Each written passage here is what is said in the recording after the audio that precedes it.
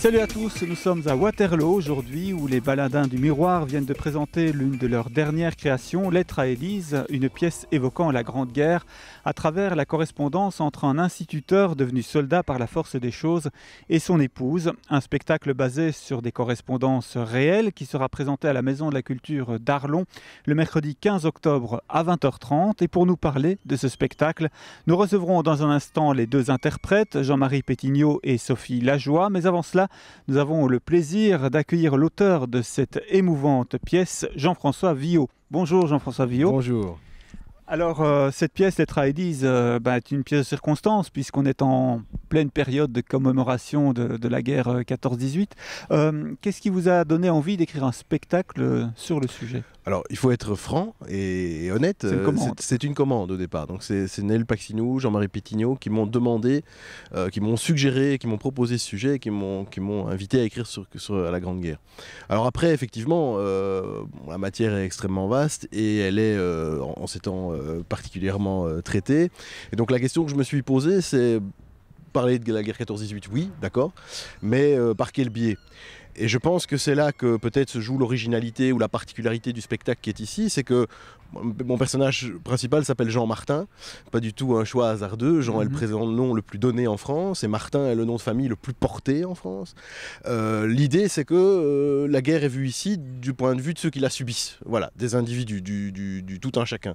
Et je pense que c'est une des raisons pour lesquelles le spectacle provoque cette empathie auprès du public, c'est que finalement ce dont il est question, c'est de nous. C'est-à-dire que quelque part, nous nous rendons compte qu'à travers ce spectacle, que la guerre nous est arrivée à nous. Je ne peux pas mieux dire que ça, que c'est une expérience. Le spectacle essaie de rendre l'expérience qu'ont pu être ces 4 années de guerre pour le commun des mortels. Alors, Lettre à Élise, le titre n'est pas un hasard. Évidemment, la femme du soldat s'appelle Élise, mais ça fait référence aussi au fameux morceau de Beethoven. Oui, c'est-à-dire que pour l'anecdote, évidemment, Jean Martin et Élise se sont rencontrés dans une soirée où tout à coup cette musique passait et le hasard a voulu que Jean Martin demande son prénom à Élise à ce moment-là. Et bien évidemment, c'est au-delà un double clin d'œil. D'abord parce que Beethoven, bien sûr, était allemand, mais que d'autre part, et ça c'est vraiment pour l'anecdote, Beethoven était un convaincu de l'Union européenne. C'est quelqu'un qui a très très tôt senti la proximité qui existait entre nos cultures et qui a toujours prôné le dépassement des frontières et le dépassement des langues au sein de l'Europe. Et c'est donc aussi une des raisons pour lesquelles j'ai choisi ce titre. Alors vous avez déjà écrit quelques pièces de théâtre, hein, c'est pas votre première. Non. Et les sujets historiques sont d'ailleurs au centre de vos pièces. Souvent. Comme le dirait une de nos collègues, vous êtes féru d'histoire ? Je le suis devenu. C'est-à-dire que je vais souvent en animation scolaire, je rencontre les jeunes et je pense que l'âge fait que je prends conscience de l'importance de l'histoire, que c'est une matière à laquelle en tant qu'étudiant ou élève j'accordais fort peu d'intérêt et que l'âge venant, oui, on comprend qu'on appartient à des mouvements qui nous dépassent et qui sont des mouvements qui se jouent même au-delà de notre propre vie.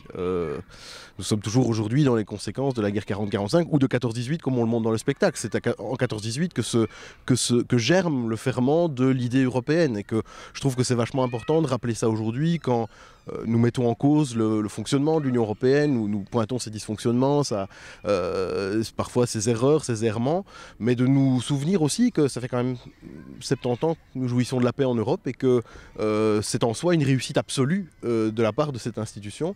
Et donc je pense que parler de 14-18, c'est aussi rappeler ça, c'est pas seulement dire aux jeunes, bah oui, la guerre est horrible, je veux dire, tout le monde peut le dire, mais au-delà de ça, qu'est-ce que cet événement génère comme réflexion citoyenne et politique. Voilà ce qui m'a intéressé dans le sujet. Donc au centre de cette pièce, les correspondances entre Jean Martin et son épouse Élise. Alors, ce sont des lettres qui sont inspirées en fait de correspondances réelles. Oui, alors donc il y a 2 éléments à répondre. Le premier, c'est que pour les garçons, pour ce qui concerne les hommes, on dispose d'une matière absolument gigantesque. Alors, c'est très simple à comprendre. Les hommes envoyaient les lettres à leur mère, à leur épouse, à leur sœur, à leur fiancée, et les filles conservaient les lettres dans des boîtes à chaussures. Voilà. Donc on a pour ce qui concerne les messieurs une documentation vraiment abondante. Pour ce qui concerne les filles, c'est exactement l'inverse. On a une documentation quasiment nulle. Pourquoi ?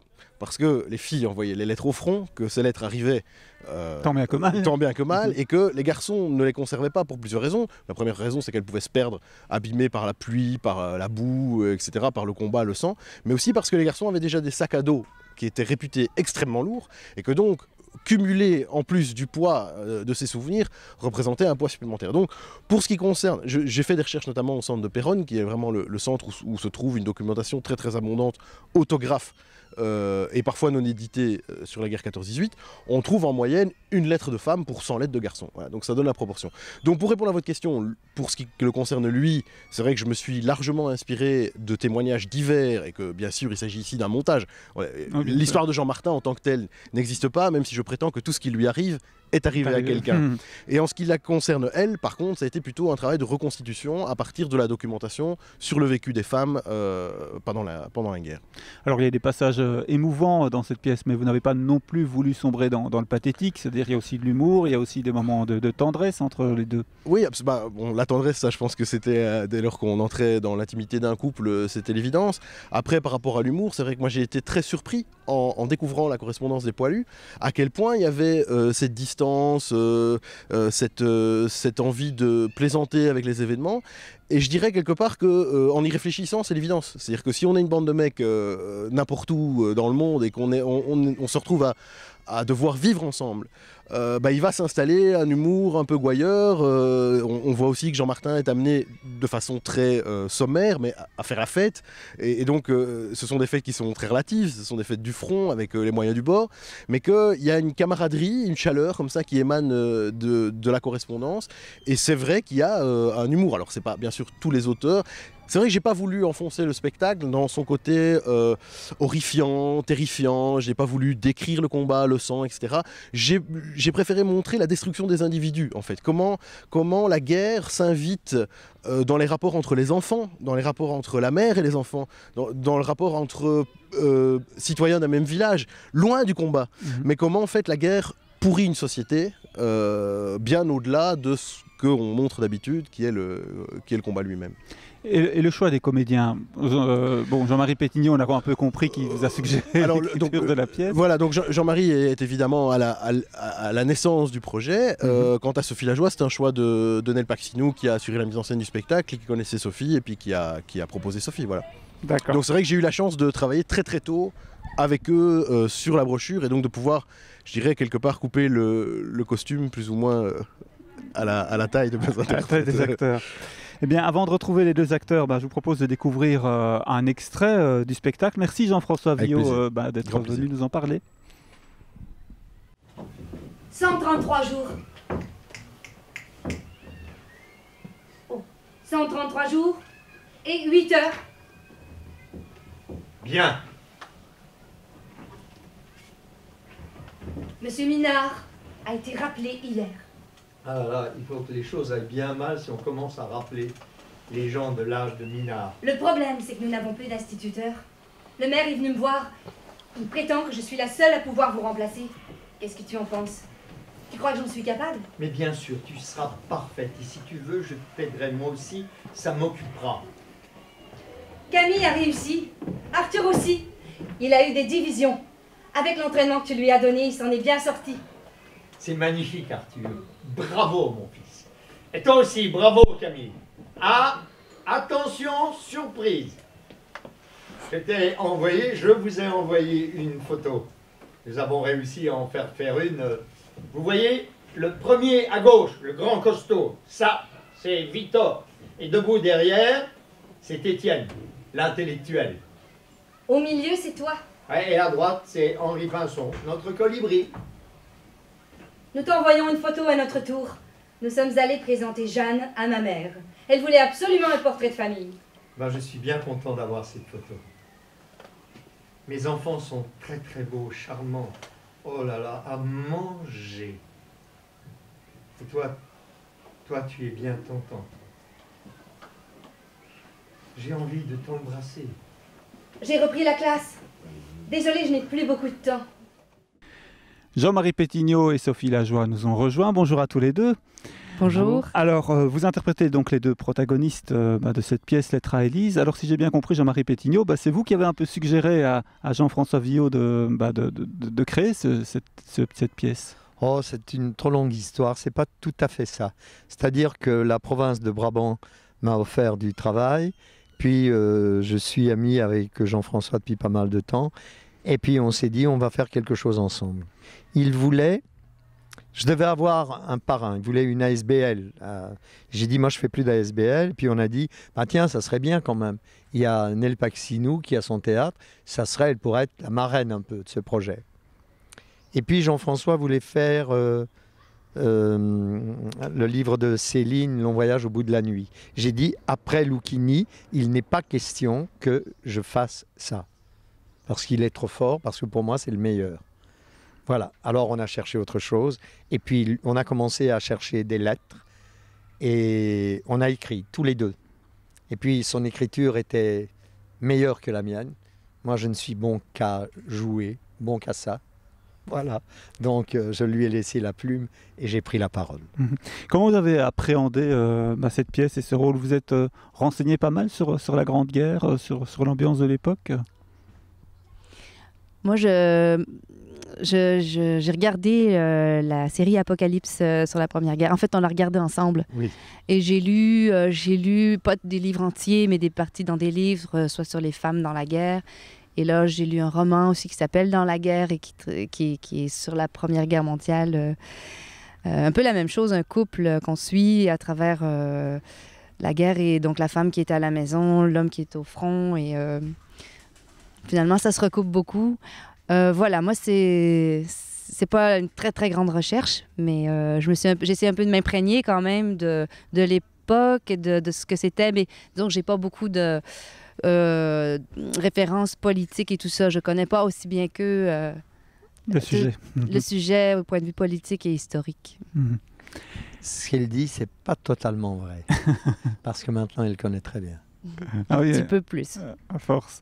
Jean-Martin, il passe un peu, comme tous les soldats à l'époque, un peu par tous les sentiments. Il y a la joie des retrouvailles des camarades de l'armée, mais il y a aussi la tendresse envers son épouse et ses enfants. Il y a le désespoir aussi, évidemment, à certains moments. Oui. Je veux dire que ce sont toutes des qualités et des défauts qui surgissent de l'amour, que ça soit le manque, la jalousie, c'est de l'amour. C'est une pièce d'amour. C'est une pièce d'amour entre deux êtres qui ne s'étaient jamais quittés, qui se quittent par la force des choses. Alors c'est une pièce que vous jouez en scolaire également, c'était le cas ici à Waterloo où nous enregistrons cette émission aujourd'hui. Oui. Alors quand vous la jouez en scolaire, vous avez un échange normalement avec les jeunes. Vous avez déjà eu le cas lors d'une première séance scolaire, si j'ai bien compris. Oui. Comment ça se passe? Est-ce que les jeunes sont réceptifs? Comment ça se passe? Vous savez, c'est toujours un peu difficile, je me permets. C'est toujours un peu difficile de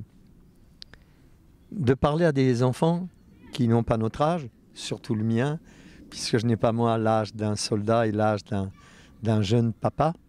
Je pourrais être plutôt leur grand-père aux enfants dont je parle. Mais le problème n'étant pas là, c'est qu'un étudiant est toujours un peu timoré. Voilà. Et c'est pas facile de leur arracher des choses. Je crois que ce que nous allons faire maintenant, ce sont des animations avant et après des rencontres pour ceux qui le désireront. C'est un spectacle qui manifestement touche le public. On l'a vu aussi aujourd'hui avec les jeunes aujourd'hui. Certains étaient manifestement touchés par le spectacle. Vous-même, en tant que comédien, quand vous jouez ce spectacle, que vous entrez dans cette ambiance de la Première Guerre mondiale, ça vous touche personnellement? Oui. L'histoire qu'on raconte, en tout cas, je parlais en mon nom, mais c'est sûr que ça me touche, que je comprends bien toute la traversée de cette épreuve qui était la guerre, qui était la séparation pour les deux personnages. Oui, ça peut toucher tout le monde à toutes les époques, je pense. Comme dit Jean-Marie, c'est une histoire d'amour et avec tout un contexte extérieur à ce couple-là qui l'entraîne dans un tourbillon. Mais bon, après, on est concentré sur comment, enfin moi en tout cas, comment raconter ça de la manière la plus juste et la plus parlante, mais de toute façon, l'émotion est là, à chaque fois. Et puis c'est pas de la pure fiction parce que ces lettres finalement, elles s'inspirent de correspondances réelles. Totalement. Il y a eu plus de 10 milliards de lettres qui ont été retrouvées chez les femmes, parce que les messieurs qui sont morts au camp sont morts avec leurs lettres. Donc 10 milliards de lettres échangées par les femmes. Elles sont très rares, les lettres de messieurs qui sont arrivées jusqu'à nous. Non, c'est le contraire. Les lettres des hommes les lettres gardées par les femmes. femmes. Oui, pardon, je me suis complètement gouré. C'est pas grave, on a compris. Donc on a gardé les lettres que les hommes ont envoyées aux femmes, évidemment. C'est ça. Alors Jean-Marie Pétignot, comment est née votre envie de faire du théâtre à vous C'est une longue histoire, vous allez me dire. Très longue histoire. Ça remonte à l'enfance, à la Ça jeunesse? remonte à... Oh là là. Dans un an, ça va faire 50 ans que je suis rentré à l'INSAS, l'Institut National Supérieur des Arts du Spectacle. Au tout départ, je le dis en vitesse parce que ça peut faire rire, je voulais être prêtre. Ah oui. Oui.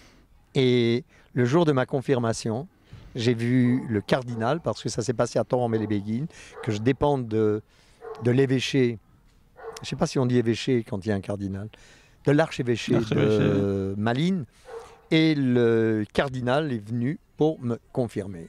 Comme j'étais le premier en religion, puisque je voulais devenir prêtre, je l'ai vu rentrer. Il y avait 30 curés avec, 60 enfants de chœur, tous les diacres, de l'encens, de la lumière. C'était magnifique. J'ai perdu la tête. On m'a appelé pour Là. Et le prêtre a dit, quand je me suis agenouillé devant le cardinal, dis à Monseigneur ce que tu veux faire plus tard. Et j'ai dit cardinal. Parce qu'il m'avait ébloui avec son costume, ses couleurs, son chapeau de Saint-Nicolas et une bagouze au moins de 40 000 $. Je me suis dit, c'est ça que je veux faire. Et j'ai dit cardinal. Et le prêtre a dit, mais non, non, c'est pas vrai, Jean-Marie, dis la vérité. Tu veux être prêtre? Non, je veux être cardinal. Et le cardinal m'a pris l'oreille et m'a dit, c'est un péché d'orgueil, Jean-Marie. Et il m'a giflé, comme on le fait pour la confirmation, et il m'a dit une parole en latin, ça a été fini. J'en ai eu fini avec leurs histoires de curés. Je suis désolé s'il y a des gens qui écoutent cette émission et que je dise cette chose un peu d'une façon. Voilà. Je fais une parenthèse. Un de mes meilleurs amis s'appelle Gabriel Ringlet, et ça, c'est un prêtre. Tout à fait. Alors, même question pour Julie, ça remonte à longtemps aussi. Alors, vous n'avez pas voulu être nonne, vous? Non. Pas du tout. Jamais. Et votre envie de faire du théâtre, ça remonte à quoi? Quand j'étais petite, j'adorais le théâtre. Dès que j'ai pu en voir, c'était pas grand-chose. Moi, je suis québécoise, donc et puis je viens d'une petite région au Québec et d'une petite ville. Mais il y avait quand même des spectacles de théâtre qui venaient jusque chez nous.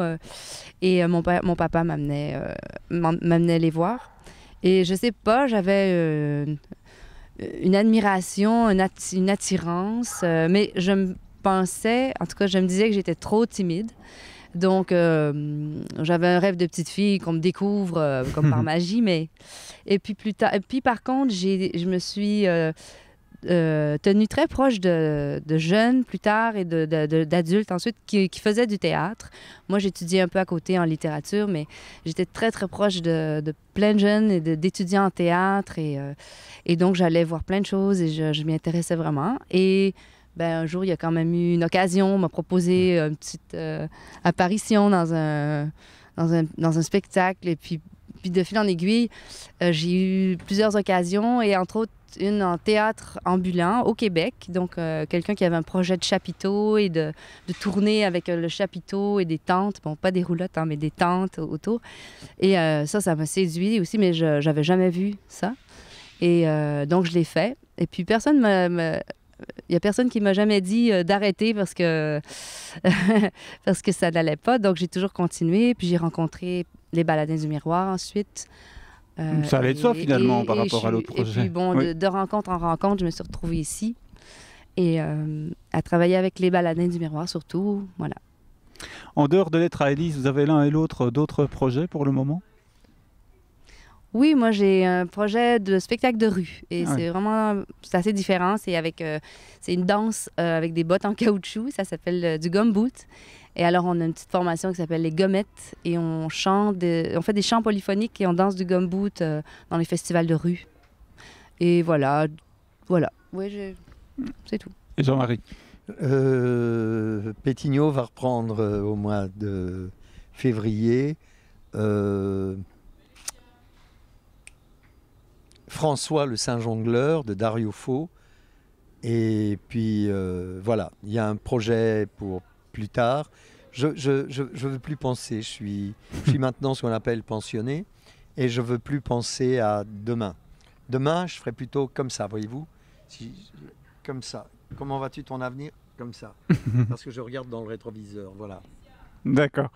Alors, les Baladins du Miroir, bah, vous faites partie de l'équipe, hein, vous faites partie des meubles aux Baladins du Miroir, on peut dire ça maintenant. Plus que les meubles. Oui, depuis 2002, je participe à tous les spectacles, sauf l'avant-dernier, avant Lettres à Élise, mais sinon, oui. Et si vous voulez en savoir plus sur les Baladins du Miroir et sur ce spectacle, vous pouvez aller visiter le site internet www.lesbaladindumiroir.be. Et on rappelle que Lettres à Élise sera présenté le mercredi 15 prochain à 20h30 à la Maison de la Culture d'Arlon. Et c'est déjà la fin de cette émission. Merci à tous les deux d'avoir accepté de répondre à nos questions. C'est nous qui vous remercions. Avec plaisir. Et bonne chance pour la suite de ce spectacle et de cette belle aventure. Merci. Quant à nous, on se retrouve la semaine prochaine avec un nouvel invité. Rendez-vous chez nous mercredi prochain. Ciao. Ciao.